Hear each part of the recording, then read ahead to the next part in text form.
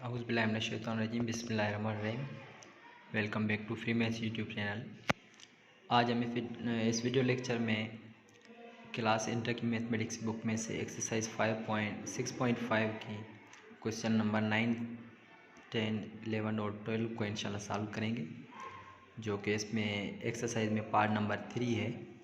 Part number 1 और 2 में 8 तक हम सवाल करके आए हैं। अगर आपने नहीं देखे तो इस वीडियो की लिंक डिस्क्रिप्शन में मैं लिंक दे दूंगा, आप वहां से देख सकते हैं।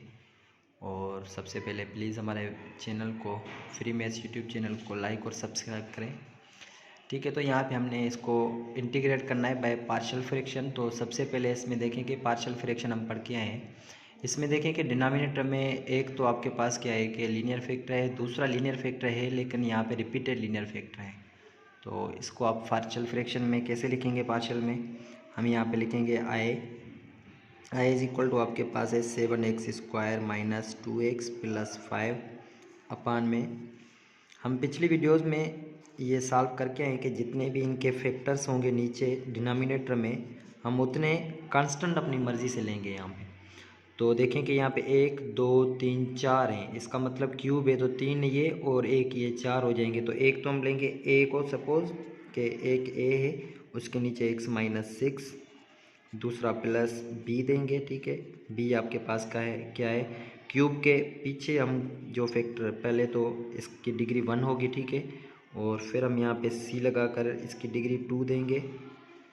रिपीटेड फैक्टर्स में ऐसे होता है, ठीक है। और डी में हम क्या देंगे कि अब यहाँ पे x माइनस 3 है, यहाँ पे गलती हो गई, x माइनस 3 है और इसका अब हम होल क्यूब देंगे। इसको सपोज कर लेते हैं इक्वेशन नंबर 1। अब इक्वेशन नंबर 1 में से देखें कि अब इस तरफ से हम एलसीएम लेकर सॉल्व करेंगे। तो एलसीएम में देखें कि ये और ये सेम है, तो एलसीएम में कट जाएंगे। बाकी आपके पास क्या बचेगा? आई इज इक्वल टू ये बच जाएगा 7x² minus 2x plus 5 is equal to, अच्छा ए में से देखें कि अगर ये x माइनस 6 इन एलसीएम में से कट जाएगा तो बाकी ये x क्यूब बचेगा, ठीक है, x माइनस 3 का होल क्यूब बचेगा, तो वो ज़रब हो जाएगा, ठीक है, x माइनस 3 का होल क्यूब प्लस बी में देखें कि बी में आपके पास क्या होगा? बी में जो भी डिनोमिनेटर में होगा वो कट जाएगा, बाकी जो बचेगा वो हम लिखेंगे, ठीक है। तो डिनोमिनेटर में x माइनस 3 ये कट जाएगा, बाकी एक तो बचेगा x माइनस 6 और दूसरा x माइनस 3 का एक स्क्वायर बचेगा, x माइनस 6 और x माइनस 3 का होल स्क्वायर। और फिर इसी तरीके से c है, तो c में से स्क्वायर कट जाएगा, तो बाकी एक तो इसका फैक्टर बचेगा और एक ये a वाला। तो c के साथ एक होगा x माइनस 6 और दूसरा होगा x माइनस 3। अच्छा, c के साथ ये हो गया। उसके बाद फिर हम यहाँ पे रखेंगे d के साथ। तो d आपके पास क्या होगा? प्लस d में ये कट जाएगा होल क्यूब वाला, बाकी a के नीचे जो होगा वो सिर्फ यहाँ पे आएगा, ठीक है। तो इसको हम इक्वेशन नंबर 2 का नाम दे देते हैं। अब हम यहाँ से 2 में से a b c d की वैल्यू फाइंड करेंगे। तो a की वैल्यू फाइंड करने के लिए b और c और d सबको ज़ीरो करना है। तो इन सब में देखें कि कॉमन फैक्टर जो होगा उसमें हम वैल्यू पुट करेंगे। x माइनस 6 इसमें देखिए कॉमन है, x माइनस 6 इसमें है, x माइनस 6 इसमें है। इसका मतलब x की वैल्यू 6 पुट कर दें तो ये 0, ये 0 और ये भी 0 हो जाएगा। तो हम यहाँ पे पुट करेंगे x is equal to 6 in equation number 2। अच्छा, इक्वेशन नंबर 2 में, तो इक्वेशन नंबर 2 है 7x² है, तो हम यहाँ पे 7 और x² मतलब 6 का स्क्वायर 36 होगा, और फिर माइनस 2 मल्टीप्लाई हो जाएगा 6 के साथ, तो ये हो जाएगा 12 और प्लस के 5। अब देखेंगे इसमें ये 0, ये 0, ये 0 कट जाएंगे, सिर्फ हम इसको हल कर रहे हैं। तो 6 माइनस 3, बाकी क्या बचेगा आपके पास? 3 बचेगा। 3 का क्यूब कितना? 27 आ जाएगा, तो 27a हो जाएगा। तो अब a की जब हम वैल्यू फाइंड करेंगे, 36 को 7 के साथ मल्टीप्लाई करेंगे तो हमारे पास a की वैल्यू मिल जाएगी, और a आपके पास क्या मिल जाएगा? ये हो जाएगा 252 हो जाएगा, ठीक है। और उसके बाद फिर माइनस में आपके पास क्या है? 12 प्लस 5 है, तो माइनस के 7 बचेंगे, ठीक है, और 27 ए यहाँ पे लगा देते हैं। ए की वैल्यू आपके पास क्या मिल जाएगी? हम जब इनको सॉल्व करेंगे तो आपके पास ये 27 इस तरफ मल्टीप्लाई उस तरफ डिवाइड हो जाएगा, तो 245 ओवर में 27 हो जाएगा। तो ए की वैल्यू आपके पास ये मिल गई है। इसी तरीके से हम क्या करेंगे, कोशिश कर रहे हैं कि b की वैल्यू यहाँ से फाइंड कर लें। तो अगर b की वैल्यू देखें फाइंड होती है कि नहीं होती। कॉमन फैक्टर इसमें भी है, देखें x-3 है, इसमें भी x-3, इसमें भी है। इसका मतलब कि c, b और a को कैंसिल आउट कर सकते हैं तो d की वैल्यू मिल जाएगी। तो हम क्या करेंगे, चलें d की वैल्यू, अगर b की वैल्यू यहाँ से डायरेक्ट नहीं फाइंड होती है तो हम यहाँ पे लिखते हैं कि put x is equal to, देखें कि क्या पुट करें, x-3 में मतलब 3 पुट कर दें इन इक्वेशन नंबर 2। इक्वेशन नंबर 2 मतलब 3 पुट करेंगे तो 7x² है, तो 7 मल्टीप्लाई एक्स स्क्वायर है मतलब 3 का स्क्वायर 9 हो जाएगा, -2 मल्टीप्लाई 3 हो जाएगा और प्लस के 5। अच्छा, इसमें a में पुट करूँगा 0, b 0 और c भी 0 हो जाएगा। मैं डायरेक्ट इसको d को सॉल्व कर रहा हूँ तो d इज इक्वल टू 3 - 6 तो माइनस के 3 बच जाएंगे, ये हो जाएंगे 63 और माइनस के 6 और प्लस के 5 आके माइनस का 1 बचेगा इज इक्वल टू माइनस के 3d हो जाएंगे। तो यहाँ से अगर d की वैल्यू फाइंड करना चाहते हैं तो d की वैल्यू आपके पास 62/3 हो जाएगा, ठीक है। तो यहाँ पे हम लिख सकते हैं 62/3 और ये माइनस का, इसका मतलब कि d की वैल्यू आपके पास ये मिल गई है। अच्छा, अब हम यहाँ पे क्या करेंगे कि बाकी आपको b और c की वैल्यू चाहिए, तो b और c की डायरेक्ट हम वैल्यू देखें फाइंड नहीं कर सकते यहाँ से कि b की वैल्यू और फाइंड करनी है तो c और a और इसी के साथ d को भी 0 करना है, लेकिन यहाँ पे हम इसको डायरेक्ट नहीं कर सकते, ठीक है। तो सबसे पहले इस इक्वेशन को क्या करेंगे, हम थोड़ा सा रीअरेंज करेंगे, मतलब थोड़ा रीराइट करेंगे, इसको थोड़ा सा हल करेंगे, ठीक है। उसके बाद ये सॉल्व होगा। तो x-3 का होल क्यूब है, यहाँ पे क्या लगेगा, क्यूब का फार्मूला लगेगा, ठीक है। यहाँ पे अगर क्यूब का फार्मूला लगा रहे हैं तो इस इक्वेशन को सॉल्व कर लेते हैं। 7x² है और ये उसके बाद -2x + 5। अच्छा, इसके बाद ये a है तो a सेम अंदर x a - b whole cube किसके बराबर होता है, a³ मतलब x³ होता है माइनस b³ होता है, ठीक है।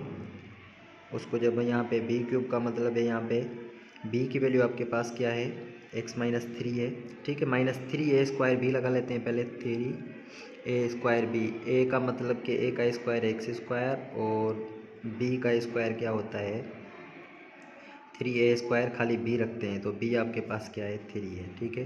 उसके बाद फिर -3a², a सेम b का स्क्वायर मतलब 3 का स्क्वायर 9 और फिर हम यहाँ पे क्या रखेंगे प्लस b का स्क्वायर रखते हैं तो b का क्यूब रखते हैं तो b का क्यूब क्या हो जाएगा, 9 का क्यूब कितना हो जाएगा 27 हो जाएगा। इसी के साथ इसमें b, ठीक है, b x-6 सेम और इसमें formula a - b whole cube whole square का लगेगा तो ये हो जाएगा x² -2ab - 6x हो जाएंगे प्लस 3 का स्क्वायर 9 हो जाएगा। इसी के साथ इसको जब ज़रब करेंगे तो आपके पास क्या मिल जाएगा, +c x × x x² - 3x और ये हो जाएंगे माइनस के 6x और ये हो जाएंगे माइनस × माइनस प्लस के 18 और प्लस d इसके साथ ज़रब करवा दें तो dx और माइनस के 6d हो जाएंगे। अच्छा, जब इसको ज़रब करेंगे तो आपके पास ये हो जाएगा 7x²। अच्छा, देखें कि 7x² और -2x + 5 सेम, इनको इसके साथ ज़रब कर दें तो ये हो जाएगा ax³ हो जाएगा माइनस के 9, ठीक है, 3 3 = 9 और ax² हो जाएगा तो ax² ये हो जाएगा माइनस के ये 27ax हो जाएगा, 27ax लगा देते हैं और ये इसके साथ मल्टीप्लाई तो ये हो जाएगा 27a हो जाएगा, ठीक है। अच्छा, अब जब इनको मल्टीप्लाई करेंगे तो ये हो जाएगा x³ हो जाएगा मतलब b सेम x का क्यूब हो जाएगा -6x² हो जाएगा और ये हो जाएगा 9x हो जाएगा, -6x² हो जाएगा माइनस × माइनस प्लस, ठीक है। यहाँ पे हमने मल्टीप्लाई किया है किसके साथ, पहले x को x के साथ तो x³ हो गया, ठीक है।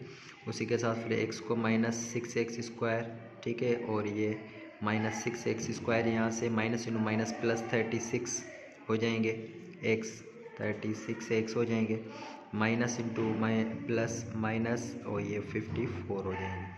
और फिर ये c इसके साथ ज़रब करवा देंगे तो ये हो जाएगा cx² माइनस 3x और अच्छा 3cx हो जाएगा।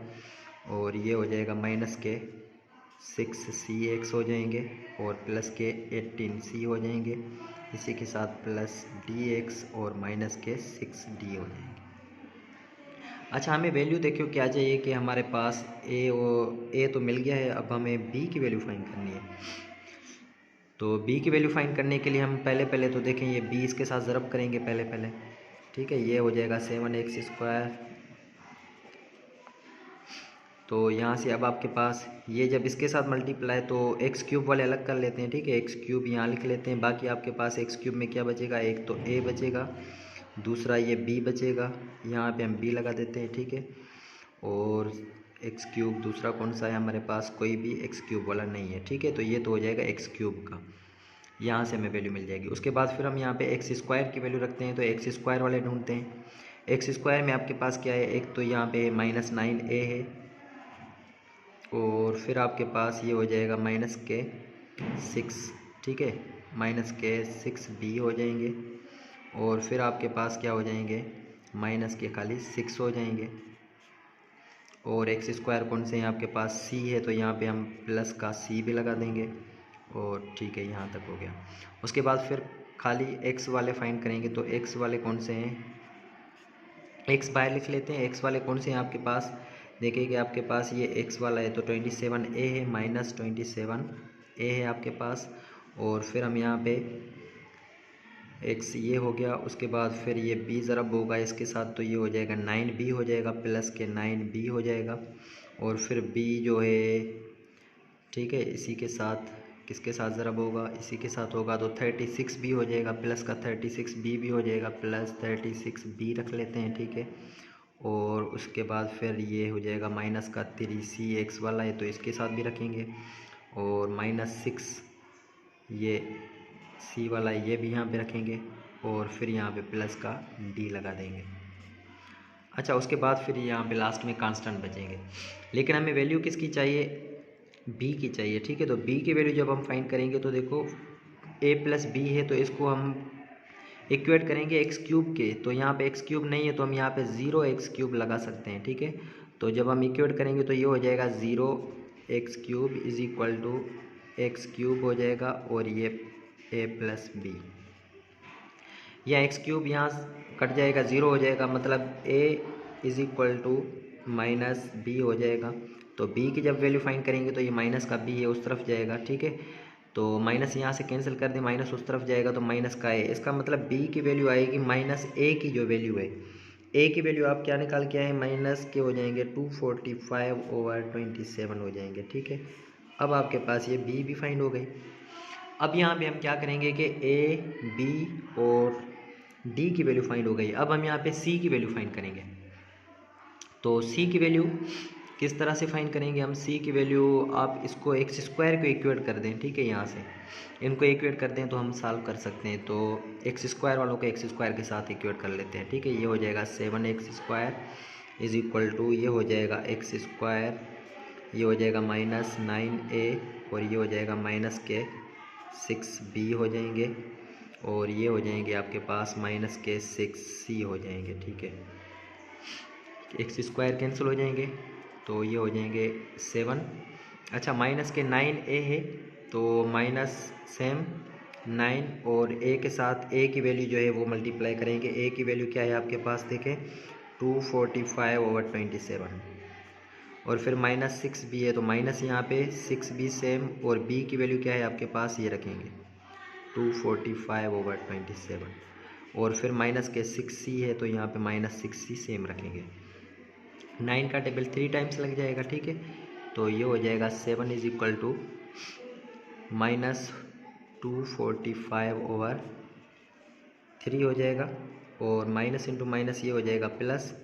ठीक है, उसके साथ फिर ये 3 का टेबल 2 टाइम्स लगेगा और यहाँ पे 3 का टेबल 9 टाइम्स लग जाएगा। तो 2 मल्टीप्लाई इसके साथ हो जाएंगे तो कितने हो जाएंगे, 490 हो जाएंगे। 490 ओवर में 3 का टेबल लगाया हमने, तो 3 का टेबल कितनी बार 9 टाइम्स लग गया, यहाँ पे 9 और माइनस के 6c। अच्छा, अब यहाँ पे जब इनको हम सॉल्व करेंगे तो हमारे पास c की जो वैल्यू आएगी, यहाँ माइनस सी 6c उस तरफ कर दें तो प्लस के 6c हो जाएंगे, इज इक्वल टू बाकी ये आपके पास ये 7 रह जाएगा। ठीक है, 7 प्लस का इस तरफ आकर माइनस का हो जाएगा, तो माइनस के 245 और प्लस के 490। ठीक है, अपान में आपके पास 3 है और 9 है, प्लस का c इस तरफ 7 था, माइनस का इस तरफ जाएगा तो माइनस का हो जाएगा 7। ठीक है, जब आप इसको सॉल्व करेंगे तो c की जो आपके पास वैल्यू मिल जाएगी। ठीक है, हम यहाँ पे डायरेक्ट करने की कोशिश करें कि ये माइनस के 182/9, ये आपके पास c की वैल्यू मिल जाएगी। अच्छा, अब जब c की वैल्यू, a की वैल्यू और b की वैल्यू हम इक्वेशन नंबर 1 में पुट करेंगे तो आपके पास देखें कि अब आंसर आने लगेगा, तो हम उसमें इक्वेशन नंबर 1 में पुट कर लेते हैं इसको।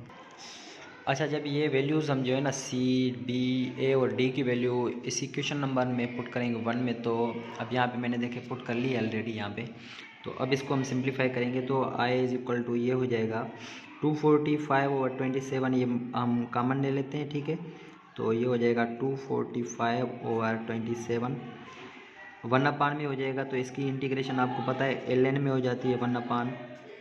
ठीक है, इसकी इंटीग्रेशन हमने कर ली है, उसके साथ प्लस इंटू माइनस, माइनस ये भी आप बाहर निकाल लें 245/27, बाकी इसकी भी इंटीग्रेशन करेंगे तो ये 1/ln में हो जाएगी। लेकिन इसको आप ऐसे नहीं कर सकते ln में, क्योंकि इसका पावर है, तो जब यहाँ प्लस इंटू माइनस, माइनस 182/9 को कॉमन ले लेते हैं और इंटीग्रेशन करते हैं, ये ऊपर जाएगा तो x माइनस 3 का माइनस पावर हो जाएगा। ठीक है, अब इसको आप क्या करेंगे, इंटीग्रेट अलग से करेंगे। इसी तरीके से plus into minus, minus 62/3 integration of, इसको भी ऊपर करेंगे तो ये हो जाएगा x माइनस 3 का होल क्यूब, लेकिन माइनस में। तो इनको तो आप लिख सकते हैं, ये 245/27, इसको जब हम कॉमन लेंगे, ठीक है, 245/27, तो जब बीच में माइनस होता है तो आपको पता है कि ये डिवाइड में फार्मूला लग जाता है ln का, तो ये हो जाएगा x माइनस 6/x माइनस 3। यहाँ से कॉमन लिया है तो ये कॉमन जाएगा, माइनस आएगा तो माइनस वाले को हम डिवाइड में लिख लेते हैं। ठीक है, माइनस 182/9, इसकी इंटीग्रेशन करेंगे तो एक पावर इसमें ऐड कर देंगे तो ये बाकी माइनस का 1 बचेगा, माइनस इसके साथ मल्टीप्लाई, तो माइनस इंटू माइनस क्या हो जाएगा, प्लस हो जाएगा यहाँ पे।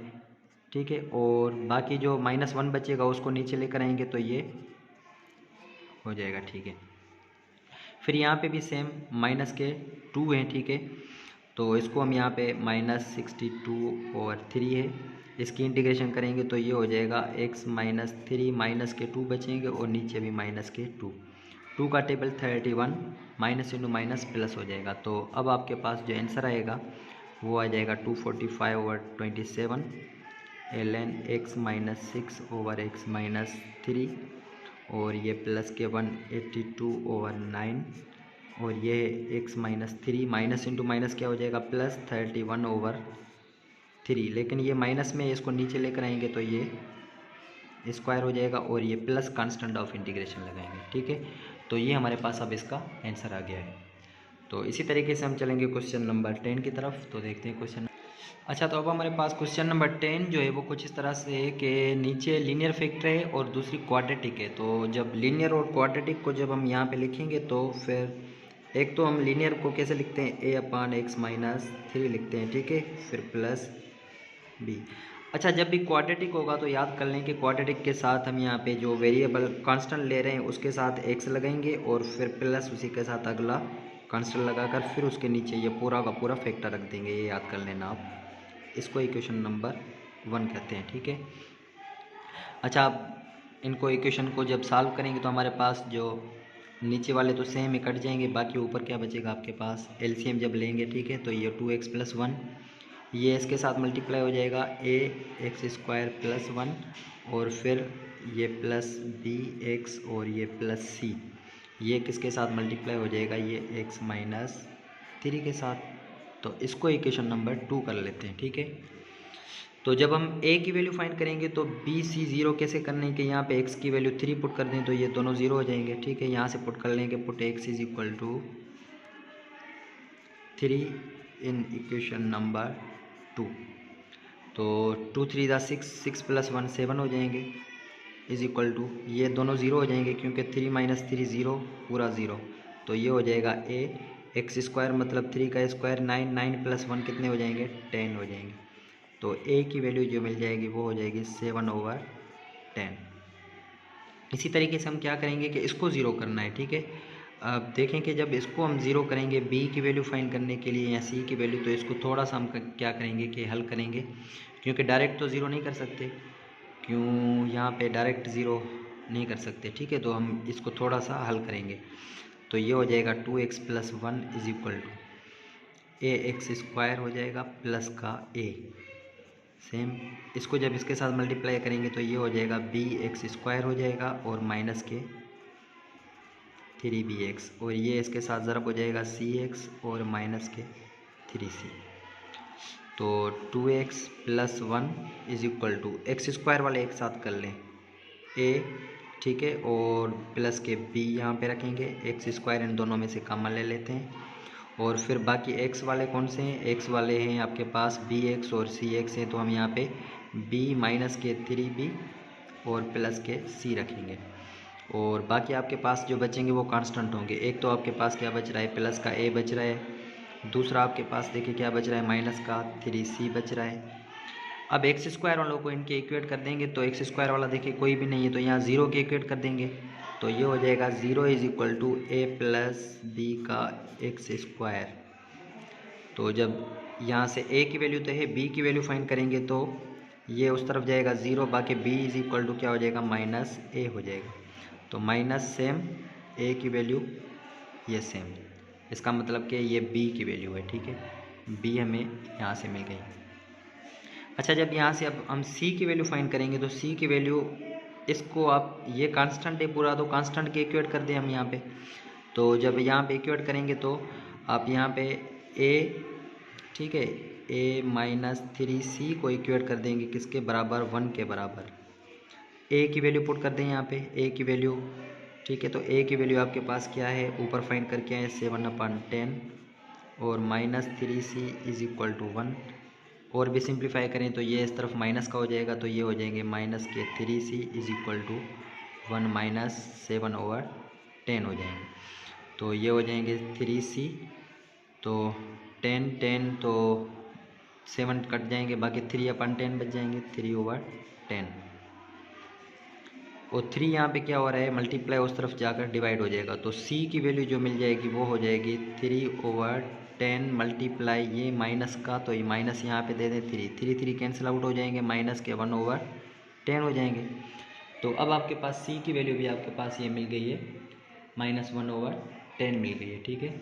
तो अब हम यहाँ पे जब वैल्यूज़ पुट करेंगे इक्वेशन नंबर 1 में, तो अब आपके पास क्या बचेगा, i is equal to integral of a की वैल्यू, तो a की वैल्यू 7/10 है, मैं 7/10 को ऐसे लिख दूं, और बाकी जो नीचे फंक्शन है उसको हम ऐसे लिख सकते हैं x - 3, और फिर प्लस b है, b की वैल्यू क्या है आपके पास, b आपके पास है -7/10 और उसके साथ x मल्टीप्लाई है, फिर प्लस c है, c की value plus into minus minus है, तो ये हो जाएगा 1/10 हो जाएगा। अपान में आपके पास ये पूरा फंक्शन है x² + 1, ठीक है, इसको हम dx दे देते हैं। अच्छा, इसको पहले वाले को तो हम आसानी से इंटीग्रेट कर सकते हैं, ठीक है। तो ये हो जाएगा 7/10, ये हो जाएगा ln x - 3, लेकिन यहाँ से प्लस इंटू माइनस माइनस, ठीक है, माइनस ये तो आपके पास हो गया माइनस का 7/10 x हो जाएगा, इसको अब अलग अलग से इंटीग्रेशन कर दें, ठीक है। तो ये हो जाएगा आपके पास प्लस इंटू माइनस माइनस, 7/10 को आप बाहर ले लें, इंटीग्रेशन ऑफ x अपान में ये इसको आप अलग दे दें, x² + 1 dx, और ये माइनस के 1/10 आप अलग दे दें, इंटीग्रेशन ऑफ 1/x² + 1 dx। सही है ना, इसको अलग दिया हमने, इसको अलग दे दिया हमने। तो अब देखें कि x² नीचे है तो इसका डेरिवेटिव 2x, तो यहाँ पे हमें क्या 2 चाहिए, 2 मल्टीप्लाई करा दे और 2 डिवाइड भी करा लेते हैं। तो फिर हम क्या करते हैं कि इसकी इंटीग्रेशन आसानी से फाइंड कर सकते हैं। तो ये हो जाएगा 7/10 ln x - 3, तो ये हो जाएगा -7/20 हो जाएगा। अब इसकी जब हम इंटीग्रेशन करेंगे तो ये हमें क्या मिल जाएगा, x² + 1, क्योंकि नीचे फंक्शन है ऊपर उसका डेरिवेटिव है तो इसकी इंटीग्रेशन ऐसे मिल जाएगी। और इसी के साथ इसकी जब इंटीग्रेशन फाइंड करेंगे तो ये तो फार्मूला ही है, ये tan इनवर्स की इंटीग्रेशन है, tan इनवर्स x है और ये प्लस का कांस्टेंट है। तो अब इसको ज़्यादा सिंप्लीफाई नहीं कर सकते और तो ये हमारे पास इसका आंसर आ गया है। तो अब इसी तरीके से हम क्वेश्चन नंबर ये 11 की तरफ चलेंगे। अच्छा, अब 11 हमारे पास जो है वो ट्रिग्नोमेट्रिक वाले फंक्शंस, ठीक है। तो सबसे पहले हम इसको तो डायरेक्ट, आप देखें ना पार्शियल में आप इसको डायरेक्ट नहीं कर सकते, तो हम यहाँ पे लेट तो कर लेते हैं। आए ये पूरा बराबर है sec² x अपान में 1 + 10 x है और आपके पास यहाँ पे 2 + 10x और dx।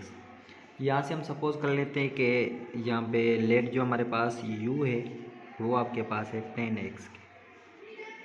तो जब इसकी du फाइंड करेंगे तो हमारे पास क्या मिल जाएगा, du = 10 का डेरिवेटिव आपको पता है sec² x और dx है, ठीक है।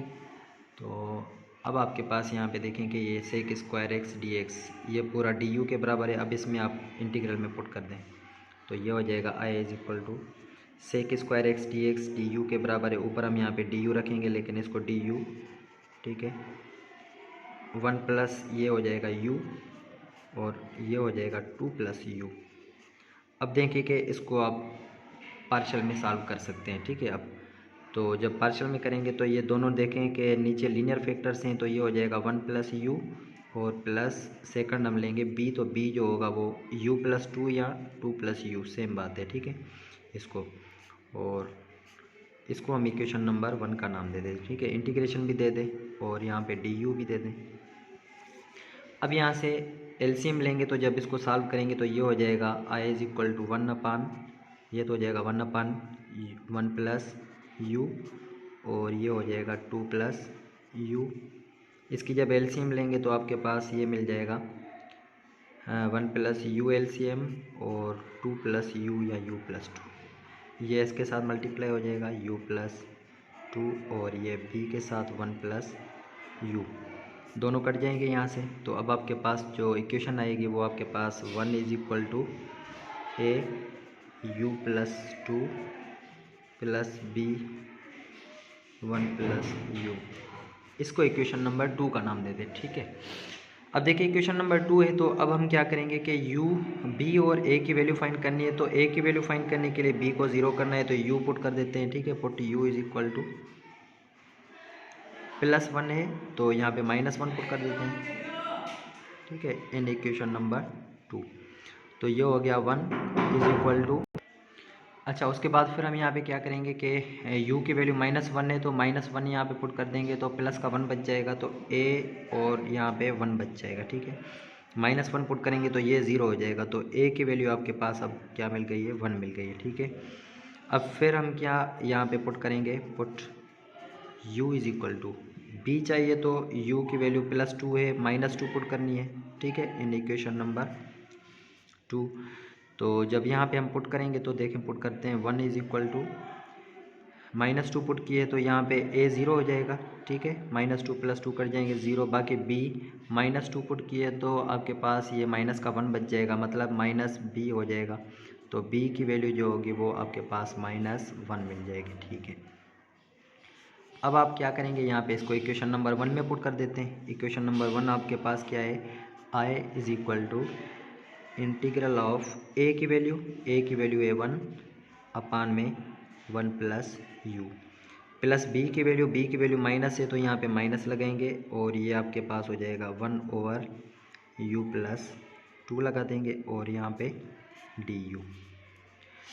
तो अब इनकी इंटीग्रेशन बहुत ही आसान है, 1 अपान में होगा तो ln ऑफ 1 + u हो जाएगा और माइनस ln ऑफ u + 2 हो जाएगा और ये प्लस कांस्टेंट ऑफ इंटीग्रल, ठीक है। कांस्टेंट ऑफ इंटीग्रल में हम यहाँ पे u की वैल्यू पुट कर लेते हैं, फिर हम इसको फार्मूला अपान वाला लगा देते हैं, या पहले फार्मूला लगा दें कि जब भी माइनस होता है तो हम इसको कैसे लिख लेते हैं, 1 + u लिख लेते हैं और अपान में ये हो जाएगा u + 2 हो जाएगा प्लस कांस्टेंट। तो अब आपके पास I = ये हो गया ln 1 प्लस u आपके पास देखिए क्या है, u हमने सपोज किया हुआ था 10x के, तो यहाँ पे हम रखेंगे 10x और अपान में u सपोज किया था तो 2 प्लस ये हो जाएगा 10x के और ये प्लस कांस्टेंट ऑफ इंटीग्रल। तो ये अब हमारे पास क्वेश्चन नंबर 11 का आंसर आ गया। अब इसी तरीके से हम क्वेश्चन नंबर 12 को भी सॉल्व करेंगे इसी तरीके से। तो हमारे पास क्वेश्चन नंबर 12 है, इसमें भी हम यहाँ पे क्या करेंगे, जैसे हमने पिछले क्वेश्चन में किया था लेट कर लेते हैं, ठीक है। u जो है वो हमारे पास क्या है, cot x है, ठीक है। तो यहाँ पे हम u को बराबर कर लेते हैं cot x के, तो du जो मिल जाएगा वो आपके पास क्या मिल जाएगा, cot की डेरिवेटिव आपको पता है कि माइनस cosec स्क्वायर है, तो ये हो जाएगा माइनस cosec स्क्वायर dx। अब जब इसमें पुट करेंगे तो हमारे पास इंटीग्रल जो होगा वो आपके पास हो जाएगा, cosec स्क्वायर चाहिए लेकिन माइनस है तो माइनस को इस तरफ कर लें तो ये हो जाएगा इंटीग्रल ऑफ माइनस du हो जाएगा अपान में cot x u के बराबर किया है तो u और 2 प्लस ये भी हो जाएगा u। अच्छा अब देखें इसको जब इंटीग्रल में हम सॉल्व करेंगे तो दोनों नीचे क्या है आपके पास, ये एक तो u है और दूसरा हम सपोज कर लेते हैं b है, तो b आपके पास क्या है 2 प्लस u है। इस होल को हम क्या कर लेंगे, ये du आप लगा देंगे, ठीक है। ये आपके पास हो गया। तो अब हम यहाँ पे इसको जब सॉल्व करेंगे तो ये हमारे पास इनकी एलसीएम आ जाएगी जो भी, ठीक है। एलसीएम लेकर हम इसको सॉल्व करेंगे तो अच्छा जब इनकी हम एलसीएम लेंगे तो ये हमारे पास -1 अपान u 2 प्लस u कट जाएगा, बाकी a के साथ 2 प्लस u मल्टीप्लाई b के साथ u मल्टीप्लाई हो जाएगा। तो हमारे पास जो अब i मिलेगा वो आपके पास क्या मिलेगा, हम यहाँ पे लिख लेते हैं i इज इक्वल टू आपके पास ये -1 बचेगा और फिर a के साथ 2 प्लस u होगा और फिर इसी के साथ b के साथ आपके पास क्या होगा, u होगा। इसको इक्वेशन नंबर 2 का नाम दे देते हैं। तो हमें क्या चाहिए कि पुट हम यहाँ पे कर देते हैं direct, put u is equal to 0 in equation number 2। तो आपके पास ये हो जाएगा -1 इज इक्वल टू 0 पुट कर देंगे तो ये 2a हो जाएगा और ये पूरा 0 हो जाएगा तो a की वैल्यू अब आपके पास क्या मिल जाएगी, -1/2। अच्छा सेम तरीके से हम यहाँ पे क्या करेंगे, पुट करेंगे u की वैल्यू a 0 करना है तो u की वैल्यू -2 पुट करेंगे, तो u पुट करेंगे -2 इन इक्वेशन नंबर 2। तो ये मिल जाएगा आपके पास -1 इज इक्वल टू, यहाँ से ये 0 हो जाएगा, बाकी आपके पास ये -2b हो जाएगा, -2b minus minus cancel out कर देंगे तो b की वैल्यू मिल जाएगी 1/2, ठीक है। a की वैल्यू और b की वैल्यू तो मिल गई है। अब हम क्या करेंगे, इंटीग्रल में हम पुट करेंगे। इंटीग्रल आपके पास क्या था, इंटीग्रेशन ऑफ a अपान था u, तो a की वैल्यू -1/2 है, यहाँ पे रख लेते हैं और 1/u, ठीक है। उसके बाद फिर हम यहाँ पे du लगा देते हैं, फिर प्लस b की वैल्यू, तो b की वैल्यू आपके पास क्या है 1/2 है, ठीक है, बाहर रख लेते हैं और ये हो जाएगा 1/2 प्लस u हो जाएगा और यहाँ पे du लगा देते हैं। तो जब इसको हम सॉल्व करेंगे तो -1/2 सेम और ये हो जाएगा ln ऑफ u हो जाएगा, ठीक है। और फिर इसी के साथ फिर 1/2 सेम, ये भी हो जाएगा ln 2 प्लस u में और ये प्लस कांस्टेंट ऑफ इंटीग्रल। जब हम यहाँ से कॉमन लेंगे 1/2 कॉमन ले लेते हैं तो 1/2 हो जाएगा और अंदर में क्या हो जाएगा ln u और ये हो जाएगा माइनस ln u प्लस 2 या 2 प्लस u, बात एक ही है, ठीक है। तो i is equal to 1/2 same. इसको जब सॉल्व करेंगे तो ये आपके पास क्या मिल जाएगा, आपके पास ये डिवाइड में फार्मूला बन जाएगा। तो डिवाइड में जब फार्मूला आपके पास बन जाएगा तो इसको देखें, माइनस यहाँ पे है, सॉरी माइनस यहाँ पे था और ये प्लस यहाँ पे, तो जो माइनस वाला होता है वो अपान में हो जाता है, तो ये हो जाएगा u प्लस 2 अपान में आपके पास हो जाएगा u हो जाएगा और प्लस कांस्टेंट ऑफ इंटीग्रल। अब आप क्या करें कि इस इंटीग्रल में u की वैल्यू पुट कर दें 1/2 सेम। u की वैल्यू आपने क्या सपोज की हुई है, u की वैल्यू हमने जो सपोज की थी वो cot x था और ये प्लस 2 अपान में ये cot x। लेकिन बुक में आपके पास आंसर कुछ दूसरी तरीके से, तो हम यहाँ पे उसको थोड़ा सिंप्लीफाई करेंगे। cot x को इसके साथ अलग दे देंगे तो ये 1 बन जाएगा, ठीक है, ये हो जाएगा 1 प्लस इसको अलग दे देंगे को cot किसका इन्वर्स है, tan का है, तो ये हो जाएगा 2 tan x हो जाएगा, ठीक है, और ये प्लस का कांस्टेंट। अच्छा 1/2 को इस तरफ कर लें, ठीक है। ln सॉरी यहाँ पे रखेंगे हम, ln है आपके पास। ln के आगे जो होता है वो उसमें अंडर रूट में हो जाता है, तो i = ये हो जाएगा, अंडर रूट हम यहाँ पे लगाएंगे 1 + 2 tan x हो जाएगा, और ये प्लस का कांस्टेंट ऑफ इंटीग्रल। तो अब हमारे पास ये जो इसका आंसर आ गया है, हम यहाँ पे ln, ठीक है। तो यहाँ तक हमने क्वेश्चन नंबर 12 तक सॉल्व कर लिया। इंशाल्लाह अगली वीडियो में हम अगले बाकी जो 4 क्वेश्चन रहते हैं इसमें सॉल्व करेंगे। तब तक के लिए इजाज़त दीजिए, अल्लाह हाफ़िज़।